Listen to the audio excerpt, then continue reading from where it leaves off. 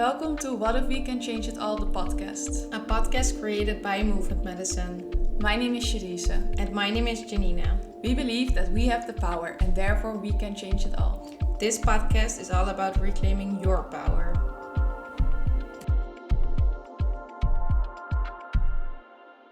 Before we start today's episode, I personally want to invite you to my free event. It is called Reclaiming Forgiveness, and we're going to talk about, forgiveness. We're really going to dive deep into the misconceptions of forgiveness, but also how to make that internal process for yourself even more valuable, right? To really release that burden of anger and resentment and really step into your inner self and really reclaim your power in that aspect. So it is going to be the 6th of May at 7:30 p.m. CET. It is going to be free. It is going to be fun and it's going to be very, very powerful. So I will put the link to sign up in the subscription. And I can't wait to see you. Let's start today's episode. Hello, everyone. And welcome to today's episode. We actually had to do this over. I'm going to be very honest with you guys. We started recording and then after 3 minutes, the internet was not working.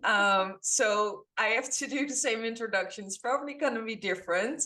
But today we have a very special guest and her name is Hannah Smith. And we met a few years ago, I know now, through online spaces. And Hannah to me is really, and also how she calls herself, and she also did in her last introduction, so I'm gonna steal that one. She really calls herself a serial entrepreneur, and that is really something that is true, but that's also something that I fully admire in her. Her urge for creativity, but also the way that she embodies that is just absolutely amazing. So I'm very excited to have her here today with us. That being said, do you mind introducing yourself? Yes. Hello. Thank you for that beautiful welcome. And it makes me feel a little bit teary, It's always so beautiful to come onto podcasts and share my message and share who I am, and it feels beautiful to be here. So yes, serial entrepreneur is a really beautiful way to sum me up when it comes to business. And one of my biggest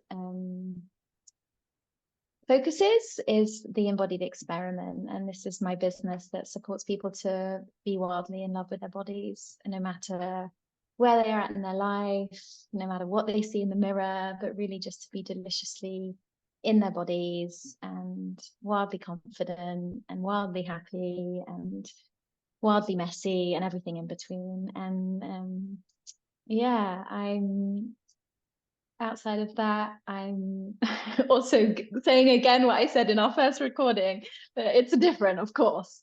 But I've got a lovely man. I'm based in The Hague in the Netherlands, from England, coming up to 40 this year, which is very exciting. And I know I don't look it because I get younger every day. This is one of my lovely mantras when I work with the body. And enjoying life. I've got a lovely puppy, 2 cats, a bonus mum, and enjoying the path of entrepreneurship. It's not always been that way. I was prior to 6 years ago, I was in the corporate ladder, climbing pretty substantially, leading a team of 135. So I really feel my journey's been I really feel it's been a path of 2 different people in a way, and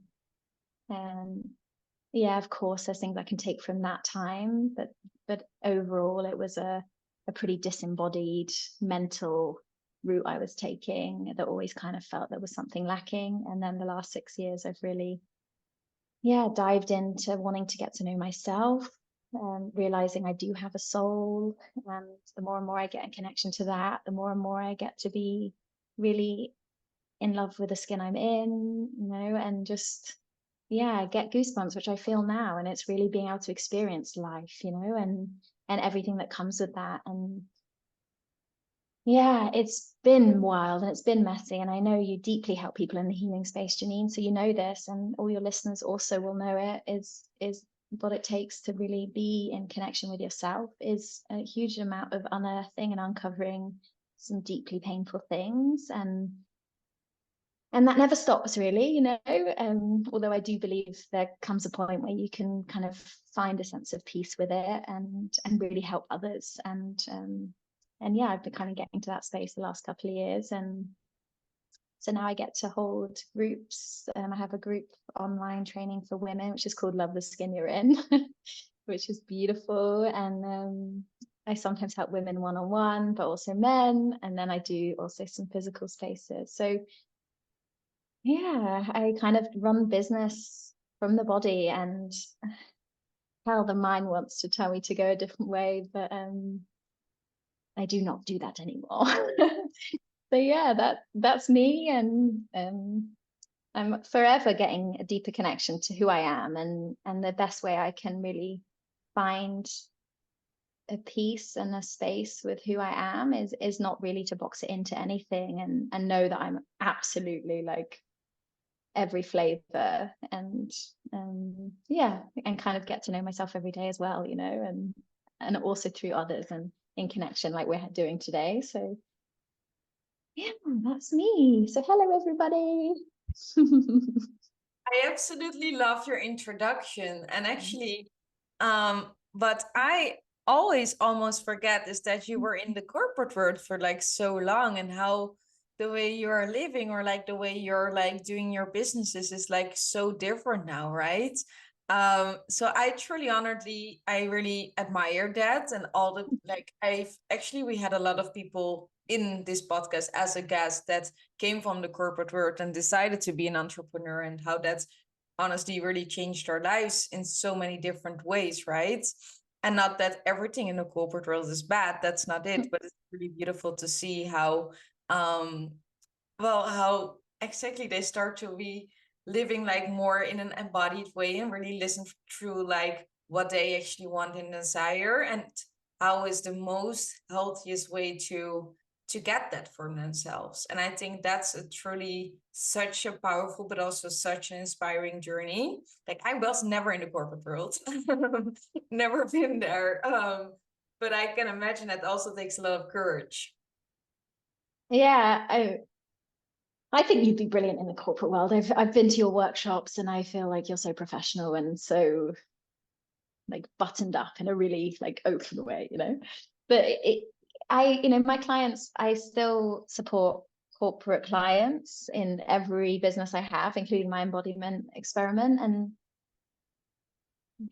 like you said, it's not that it's all bad at all. But what I've experienced as an entrepreneur is the growth curve is unbelievable, like unbelievable, you know. And I think I had this crossroads in my life, you know. I left my home. I literally, there's a song by my favorite artist, Fia. Maybe someone knows her, and she literally says like, I'm out here on the road. I quit my job and left my home. I'm being called by something greater than me. And it literally like that happened to me, and it was everything at once. And I was just like, I'm done with this, you know. I'm done with not being truthful. I'm done with kind of anything other than just fully being aligned, you know, not in the kind of spiritual wanky way of perfection, but just like if it doesn't feel good, you know, with a certain sense of reflection, like it's time to just leap, you know. So everything happened at once, and yeah, it's just huge. And I feel going on the journey of entrepreneurship together with getting to know myself, you know, it's just been, and then on top of that, knowing that the work of the body is such a big part of the business I do, and helping people, and you know, your greatest medicine is what you teach. So it's been really a hoot. It's been a hoot. And you know, I've listened to a lot of podcasts on entrepreneurship, and there's, you know, the big CEOs out there, and there's also this. I did a workshop at Nike a couple of years ago on leadership, actually, and it was on embodied leadership. So I don't know if I mentioned the company I have is called the Embodied Experiment. So I do all sorts of these kind of workshops. And I remember saying to them, actually, when I stepped into entrepreneurship, what I saw there in terms of burnout, and you have to work 24/7 to achieve, I mean, most companies coming out of the early 2000s that are now big, the founder story is literally like they almost killed themselves, you know? So I'm discipline, hard work, like I was just saying before we started recording, I mean, they are central to my life, but they are also like I'm committed to making them integrated and making, you know, discipline be something joyful and discipline be focusing for 3 hours a day. And then, yeah, not discipline being this massive stick on my back that's like you're not good enough and you're not going to achieve unless you work your ass off to a state where you get sick every quarter because you run yourself into a wall, you know, which I have experienced that as well. So I don't know where I went there, but I just, yeah, the entrepreneurial journey of compared to the corporate, but I get to have the two perspectives, and that's beautiful. And that's also often the clients that I work with are, yeah, trucking through the corporate world and bringing their light and their embodiment into that world, which is so brave, like so brave. And then there are people wanting to take the bridge and jump into entrepreneurship or have a side hustle or whatever it is, but they just know that going from the mind and from the shoulds and the conditioning of how they're meant to do business, or, you know, no longer expressing themselves in a meeting is creating blocks and stress and struggle in their body. And when you start waking up to, oh my God, I get to like be in this body and live my life, that's just not going to fly anymore. You know, those, if you don't, I feel like if I don't express myself in a meeting at the moment, I'd be sick for a week because I feel so sensitive to, like, it's literally like I put a stake in the ground. Like, I will always freely express myself, you know, and like, these are my values. And, you know, I used to be able to get away with it when I was like, I'm just going to be perfect and I want everyone to like me. And, you know, I've got like little, you know, and not that I wasn't brilliant, but I read this book at the end of my journey. I was cycling around the Netherlands, doing a crazy challenge, and I was listening to a book about the zone of genius. Maybe I'll find the book and we can put it in the notes, but it was really this, it was just really hit me. And it was really just this ability to you can be in the zone of excellence and you can achieve a lot, you know, you can, yeah, be a high achiever as a sense. And you can probably already see I'm that kind of type. So I've had to work through a lot of that stuff. But there is also this zone of genius, and you know, only you know when you're there. You know, it's like, oh, I can kind of, you know, I know, you know, because you're like, you're a brilliant dancer. I'm sure you've been in your dance world and you've been in your excellence, you know.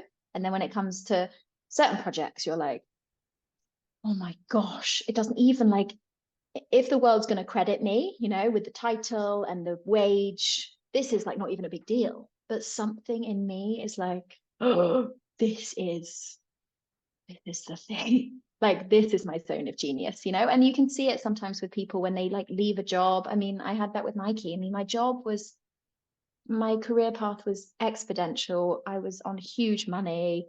I was on a huge trajectory. I would have been vice president most likely by now, you know. Not that I can, unless I'm in sliding doors, know what would have happened. But so maybe some people would have been like, what is she thinking, you know?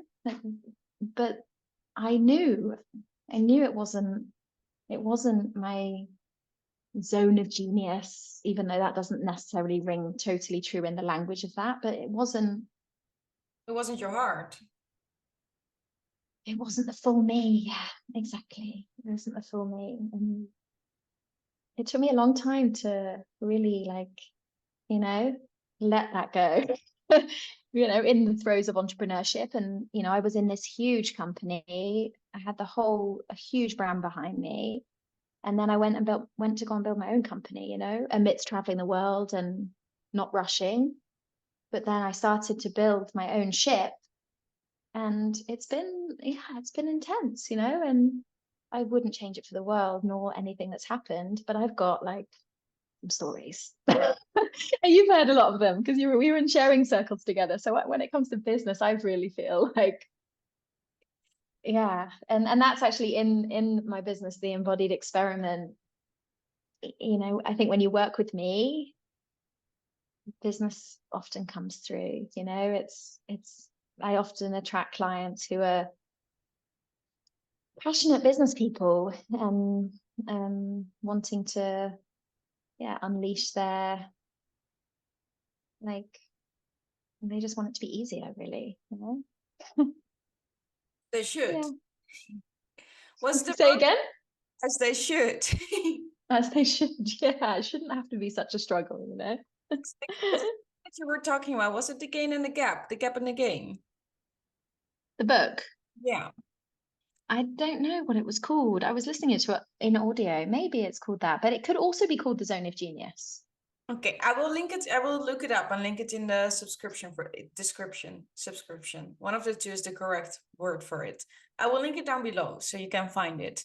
There's one thing that I want to tap into that you're also expressed, right? And what I find the most interesting thing is that yes, the hard work and you need to work harder is very alive in the corporate world.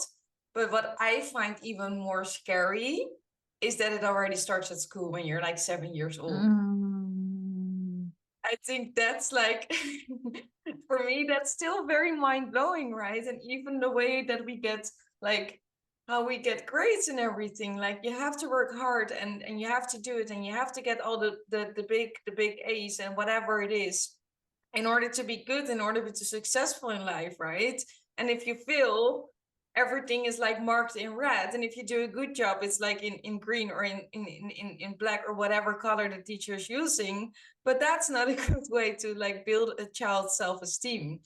So it's actually quite logical that it's a natural way for people to also act in like the business world, right? Because that's the thing that they don't know. Because they then I went to university, then I got a PhD, or like however the school system work. But like that's the interesting part. So to go away from that and to find your own way and to find a way that feels natural to you, but also healthy to you, is actually very empowering. And also that you get to guide people with that. I find that very interesting, but also very inspiring that you get to like twist that knowledge and give it to other people. I think that's really important that you're doing that. Yeah. Because you're yes, totally. example. I'd lost you slightly on that last sentence. You're like the living example of that as well. Oh, indeed. Indeed. And you know, the education system, I won't even take that on because but you know, also because I've not embodied it. I've only embodied my own experience with school, and I know it was really tough for me. And I do also know that that's a really interesting thing when it comes to my relationship with work, and they're super intertwined. And then now I'm a bonus mom, so I start to be around kids, and I've got a lot of friends with kids. And all I can do is be like, what would I have wished for, you know? And all I would wish for is that my parents have got my back, you know? And it doesn't mean, you know, I don't mess up and I don't get in trouble, but what if, what if the kid is actually, it's just such a critical time in a kid's life, I feel, you know, and it will, just like you said, it just, it's intrinsically linked. I mean, this childhood, the childhood work, and I think that's just so,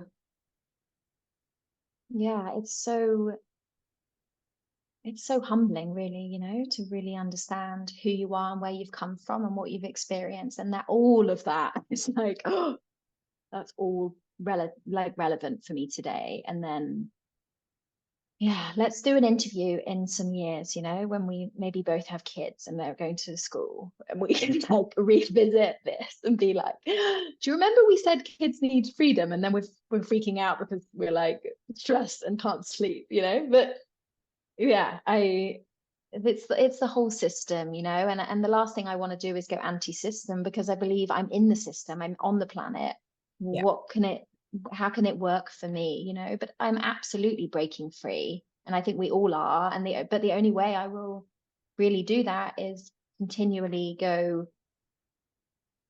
like inward, and then be like, okay, how can I, like, you called me a force, which is so beautiful, and I really love that, because I'm like, how does this, you know, how do I as a human force with all of my soul energy and everything I can bring, how does it really, like, how can it really penetrate this world and all of the issues we have, which is overwhelmingly a lot, you know? So, but I really believe in embodiment being the actually key to everything. If there was to be one way to solve every single issue in the world, it's for everyone to be in their body. Ta-da! That being said, I want to make a little bridge because you have one part of your business that's called Love the Skin You're In. That being said, I absolutely love the title because I think that's on its own is already amazing. But can you tell a bit more about like why you decided to start something like that? I'm always like a bit nuts at this point because I basically decided to start it because I was doing breath work and I received the full vision, like everything, you know, everything from the title, Love the Skin You're In, through to the coloring, through to the structure of the course, through to who I'll be helping. And then, so then I went ahead and started it, you know, knowing on a practical level that I think the work is needed more than ever to bring people into like loving their skin they're in. I know that the program is capable of holding a lot of people at once, so I knew it needed to be online.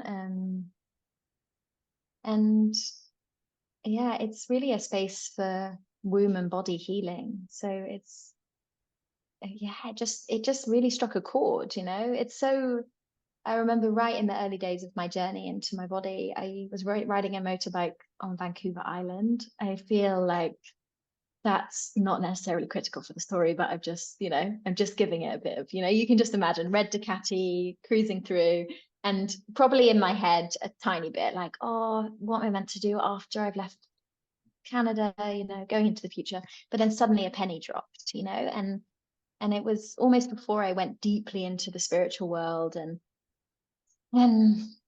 yeah, all the things I've done in the spiritual world and plant medicine and gatherings and da da da, but I was already experiencing it then. It was actually just when the penny drops. And I think it's a really like grounded way of being like, oh, this is why I do what I do. And I wanted to bring women together to experience those moments, you know, and I know I started having those moments where like everything just made sense and I knew exactly what to do more and more regularly, the more I was able to be in connection with my body, not only with other people, but also in community. And I really know that coming together with women is, and I know you know this so much, and I'm hope everyone knows this, that coming together as women, there is just something at play there. That just one of the first things I ever did, I got the penny drop moment in Vancouver Island, and it told me I needed to go to this women's gathering in Sweden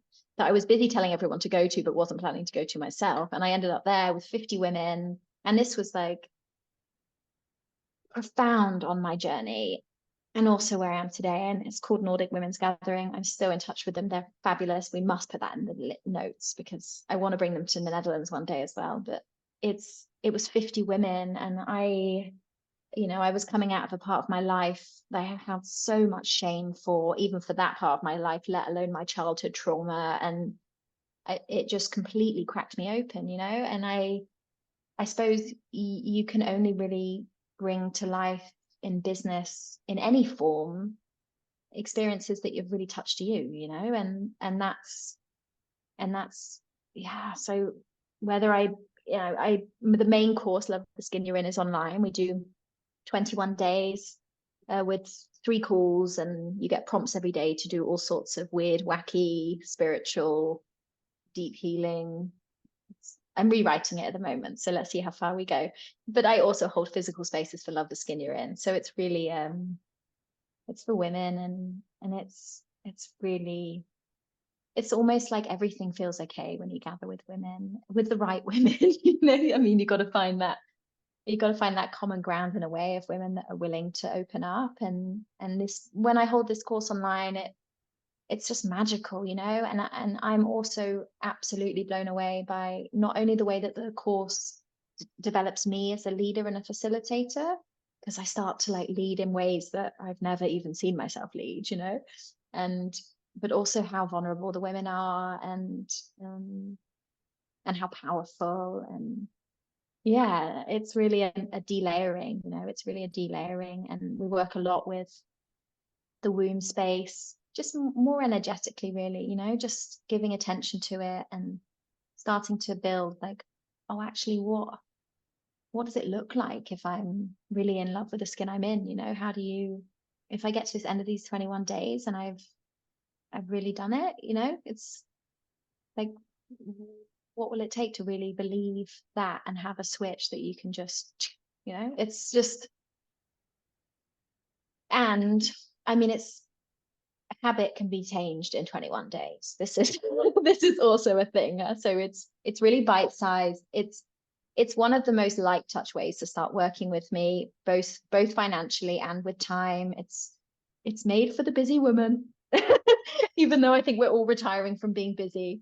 But I come from, you know, I come from that world that I possibly like have a morning routine. I've got so much going on, and you know, and at one point I think your body tells you like you don't need any of that anymore. But maybe a little check-in every day, 3 to 5 minutes, and then it starts to be a habit, and before you know it, you've actually habitually, you like, you love your skin because it's your habit to do so. You know, just like it's your habit to get coffee. This might be like a very personal question. So you can choose if you want to answer it as well. But like, what is it for you to make you love the skin you're in? Oh, I mean, oh, yeah, this can be really personal. I mean, it's everything, no? If I just have prayed for it. I prayed for it for so long. I went through, I mean, I can't even put into words how uncomfortable I felt in my body. You know, as soon as my hormones started kicking in, I was just, I had some really tough trauma in my childhood, which I only discovered during the last 7 years. And I'll come to that later with my tip, I think, to leave with. But I just was miserable, really. It seems so extreme to say that, but I just, yeah, I was just constantly dieting, from probably the age of 11, restricting things out of my diet, so self-conscious with how I looked, you know. I always kind of, it was never good enough, you know. My body was never good enough. It was never small enough, strong enough, like, yeah. And actually I came to a point where I got to my, you know, late 20s, early 30s, and I was an endurance athlete doing crazy challenges on my bike, but I was completely dead inside. I'd like completely killed myself to be this whatever, you know. And the funny thing is, I was tiny and the perfect body, I thought, but then if a really hoochie coochie curvaceous woman walked in, I would still get those triggers, you know. So it just wasn't the thing. But the cool thing is that I've been there, you know, and that's like, so basically I went there and I couldn't even look at myself in the mirror without crying, you know. And my whole life was just, yeah, it was just not it, you know. It was just not the thing. And I'm not saying like, it's just not, this work is not about being a certain dress size. It just isn't, you know. It's about being so deeply in your body and so in love with your skin you're in that you can't not just be absolutely like the best shape of your life, you know. It's so loaded. This topic is so loaded, you know. The media, like the generations the women before us that have had to deal with everything, you know, and it's still prevalent. And it's, yeah, like being able to look at myself in the mirror and be like, you know, like, oh yeah, like this is, it's just huge for, it's huge for me, you know. And it's taken a lot. and I can even say when I look in the mirror, it's a habit, you know. It's I've done the deep digging into my body, and I think I want to say that to anyone listening. Like, if you've not even started on your healing journey, or you're like, oh my God, how can I? There's so much trauma, or you've had a horrendous childhood, you know, at some point that can just be what it was, you know. And of course it's going to come and you're going to work through it. But at some point, I really feel when I look in the mirror, I've started to just have a habitual ability to just be like, you know. And some days it's a kind of cuteness, some days I'm just like, whoa. And some days I catch it, you know, if it's not as loving the skin you're in as I really believe it can be. But it's basically means everything I've got, everywhere I've got to in my life, you know. And loving the skin I'm in affects everything. It affects just the ability to cry with my puppy because I'm like, oh my God, I love you so much. Or being in nature and breathing and having the courage to do what I do in business, and saying yes to the podcast and not rearranging it because I'm like, oh, I don't want to really speak about this.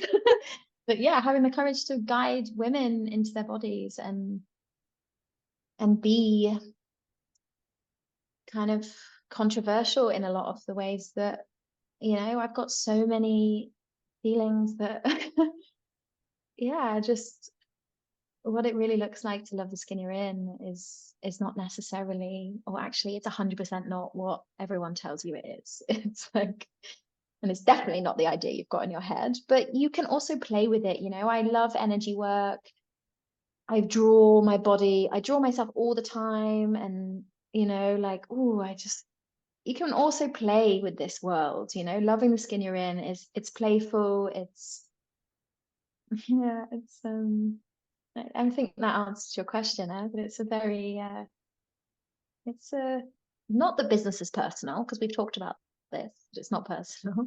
But yeah, I've been I've been to the depths. One of the physical spaces I hold with Love the Skin You're In is called How Deep Can We Go, which is because I feel to truly love the skin you're in, you have to really be prepared to just, yeah, we call it dark nights of the soul, I believe is the latest terminology. But it's like to be in them and also to laugh while you're there, you know, to be like, oh my gosh, here we are again. Like, wow, I get to be completely and utterly available for this. And no one's going to take me out of this, because I am here in this body, in this lifetime, for hopefully like a while, but not very long on the grand scheme of things. And I will never get this moment back, you know. And I've been experiencing that a lot lately. Like, wow, like, you know, that's it, this isn't going to happen again. So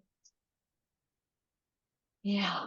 Thank you so much for that answer. Wait, I've got a little, It gave me goosebumps and I was almost tearing up. I So, can't hear you a second, hold on. oh no, can you hear me now? Yes, Siri interrupted. No, thank you so much for that answer, because you honestly gave me goosebumps and I was also almost tearing up, because I think like you explaining about the program and everything, I could just feel the passion. But I also know you, so it's different, right? But I think it's really beautiful that you shared this, because it really shows the person who you are and the way you lead and the way you are living your teachings, right? Because for me, that is the most important thing of all that I do. And I can imagine also for you to really live your teachings and to really go from and move from that place instead of like just out of the head, right? Because, well, it goes back to like the embodied living in that sense. So I think it's honestly so beautiful, but also so pure. And I think just only because it's not about, it's not about the end result. It's not about the physical look as a like do this for 21 days and you will look amazing. It's not that. It's about feeling amazing. And like the looks don't have to change at all. Which is already that for me that's mind blowing. Yeah, and you know, this is, we see what we see. We basically see what we like. It's just a fact. I mean, I was looking to buy a Ford Fusion, a cute little car. I bought it in the end, but like I never had seen that model, and then I saw it, and then all I saw was these Ford Fusions, and Yeah. it's like maybe that's a terrible example, but it's Really good also, but we really see like Shallow Hal, the film. It's literally like it's been coming to me recently. I'm not saying watch it, but it's literally of this Cameron Diaz as a big woman and a small woman, and I'm not saying right or wrong or anything, but it's all down this feeling of like what if you could change it all in 21 days because you actually just clear out the funky junk attached to what you look like. I mean, honestly, I was looking at a woman this morning on my computer on TV, and I was like, oh, she's so sexy, man. And I was like, she's vivacious and pimply and older. And I was like, fuck, man. So sorry, I'm swearing on your podcast. But I was just like, this is just, I would never have said that 20 years ago because I would have just been, you know, loaded with media and conditioning, and it's never enough. And it's just so incredibly miserable. It's, and then one of my posts that I haven't put up yet actually comes to life, which is like sexy is an inside job, 100%. And you know, I'm sure, and I hope every woman has experienced that. I love it when I see like 70, 80-year-old that's just like, ah, like the chicest, sexiest. One of my teachers, Laurie Handlers, I have to mention her. She's like in her 80s, having the best sex of her life. She's the mentor in the world of sexuality. I mean, that's a huge part of my upbringing and my trainings. And it's just, this is what we need, you know? We need mentors and people that open our eyes, and you get to see like beyond this like incredibly one-dimensional, like I'm not even talking in the spiritual world of dimensions, but I probably am. It's all the same, but it's literally as thin as this paper. It's like, do you want your life to be like this, or do you want it to be like, you know, just everything? And you know, my life was like this, so whatever size I was, it was never going to be enough. It was never going to be good enough. I was chasing after something that was moving. It was like, you know, it's like that idea that you climb the mountain and you'll never get there. It's like, well, actually, what if I'm always at the top of the mountain and it's beautiful and I do everything from that place, you know? I exercise from there, I eat from there, I drive my business from there, I connect from there. It's like, can we just stop all trying to climb the mountain all the time? It's like, right? Amen. That's exactly what we talked about, like in I think it's 3 podcasts ago. It was about like the more mentality and then attached to goals. Like why do we always have to be more and more and better? Like it's good to set goals. It's good to like to challenge yourself and to go for what you want, right? But at a certain point, it is becoming unhealthy because if we have this ideal image that we want to achieve and it doesn't work like right away, we get frustrated, we go in our head, we get depressed, like all these things and all these sabotaging thoughts are coming. And that's why it's actually so dangerous and so unhealthy to just be in that more energy and just to only focus on that, right? What if you could actually love Totally. now? Like imagine what that Totally. opens up for you if you can just love now, right? And that is a very um it's a very simple question with a very complicated answer for everyone because for everyone it's different, right? But if you can give that love to yourself now, just imagine what opens up for Yeah, you. exactly. And I always feel like, I mean, I've got loads of goals in my life. And I mean, you know me, I'm like the biggest dreamer there is. I'm like, I've always worked in strategy, and I just like, I'm like, I feel like I can dream more than Disney, you know? It's like, I just love it. But the only way I can allow those dreams to live is if I'm able to be in my body with who I am today. Otherwise, I come, like, just like you said, here, and it gets like overwhelm. It's a massive one, / anxiety. So, that I can go through all the symptoms in the body. It's literally like, responsibility, back pain, all the things that you often see with age and responsibility that's not able to be like, really here, because life is full on, and life, it's, you lose people, often sadly and tragically, but hopefully long lives. Every day there's a story but if we can be in our bodies with it, and we can feel ourselves, then I think we've got a chance to be going after the dreams. And before we know it, we'll be like, oh wow, I'm there. And then there's another dream, which is kind of another mountain, but I feel it's nicer to be, like, it's not the sweating and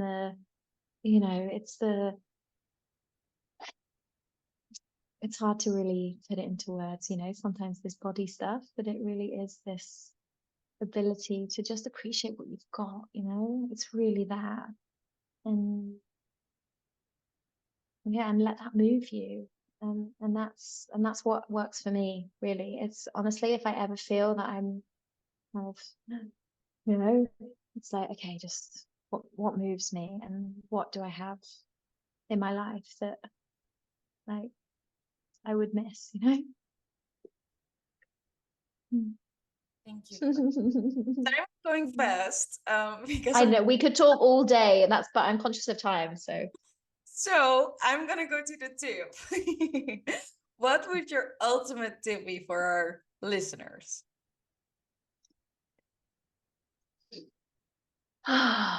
this is, I mean, I had one that I came in with today. My ultimate tip.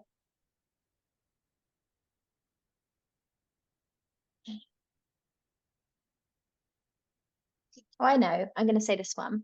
It's maybe a piece of advice or a tip, but I really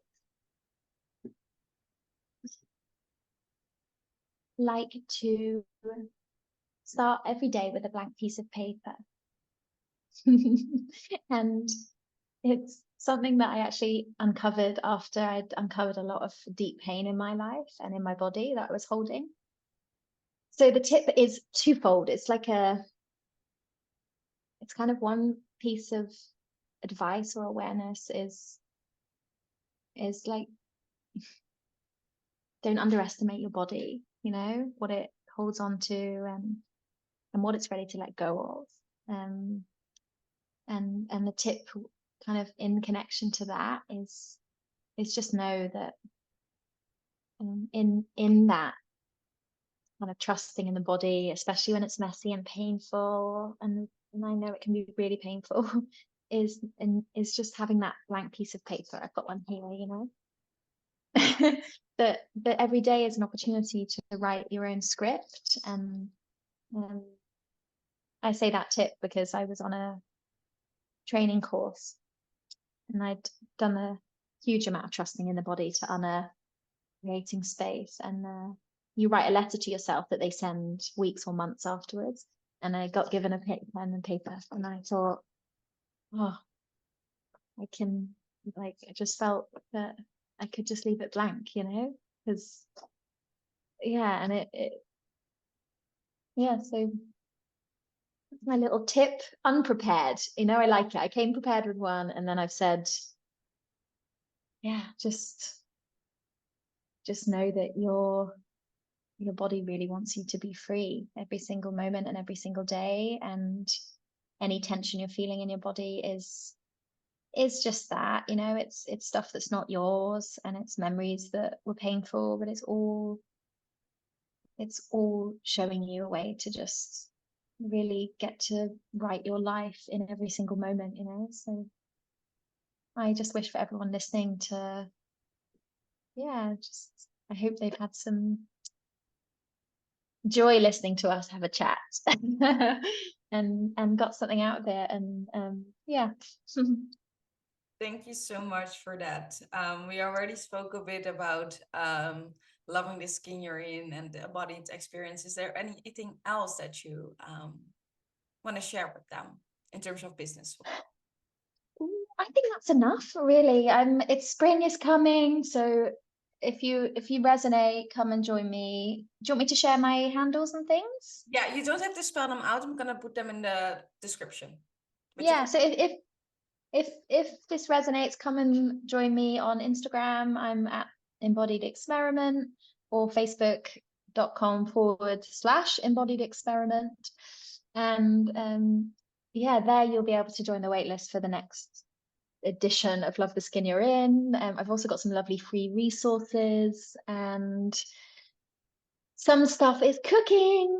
And the body always loves space, so I can't tell you whether we're going to launch, I won't tell you when we're going to launch, because it will be coming through, but there's lots cooking. And yeah, I think that's really where the focus is. It's a really important time for women to come together and just drop a few octaves lower. That can also be a side effect. Your voice might become like, it's not about deeper, because it's not about that, but you just rooting in to yourself. I think that's it. I wonder if there was anything else to share in terms of, yeah, you'll find everything there at the Embodied Experiment. And yeah, and they can also find me through you. And anyone, I always say this, I really mean it, feel free to reach out and DM me or share. I also have an email list that you can join through there. So yeah, I look forward to meeting you. If there's anything else that comes to mind, I can always put it below. I honestly really want to thank you from the bottom of my heart. I think this episode is a bit longer, but thank you all for going through the whole episode. I really enjoyed this conversation we had, and I truly want to thank you for being here, for being so open, for sharing so much with us. For the listeners, thank you for being here again, listening to us, watching us. We will be back next week with a new episode. I think that's all I want to share from my part. Yeah. Don't forget to like and subscribe. I always forget. Don't forget to like, subscribe, and tell your friends to tell their friends. And bye-bye.